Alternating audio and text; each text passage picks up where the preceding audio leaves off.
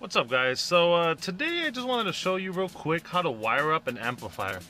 I'm not going to go too much in depth, but I'm just going to show you the basics of basically how it works, you know, just to help you guys out there. I know I have 3 amplifiers right here with me, but I'll just show you how to wire up one of them. And for today, we're going to be using this Hifonics MONO block as an example, right? So the way it works, it's actually really easy. See if I can get a better picture over here. You got, I know they're the same color, but just kind of ignore that. On the left hand side you have ground, in the middle you have your remote, and on the right hand side you have your constant 12 volt power. And then over here obviously you have your, what do you call it, your connections to your subwoofer, your speakers, or whichever. But let's just forget about those and concentrate more on this part over here. So like I said, you have your ground right here, and that one obviously just gets grounded out to your chassis. Your 12 volts over here, and then that one's just gonna go straight to your battery. And then your remote, I'll get to that in a second, but first let's concentrate on your remote. And let me just go up to the front of the car so I can show you. Alright guys, so I'm actually over here at the engine compartment bay, and just for reference, this is a 2002 Chevy Cavalier. But forget the messy wiring over here and ignore the 0 gauge wiring I have here. But basically it's real easy. Here's your battery.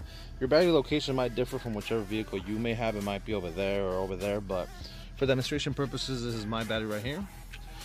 And as you can see, positive, negative, you're gonna put, this is mine right here, this right here. Actually, I'm actually running the kicker wire 4 gauge, but just depending on your application, 8 gauge, 0 gauge, 4 gauge, just really depends on what you're doing. But anyways, like I was saying, you connect into this terminal right here, your positive side, run your whatever gauge you want to run. Always make sure you have your fuse.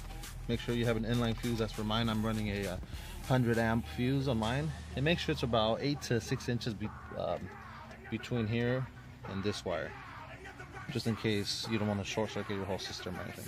But anyways, and then you're gonna find a hole in your firewall. As for me, it's gonna be down there.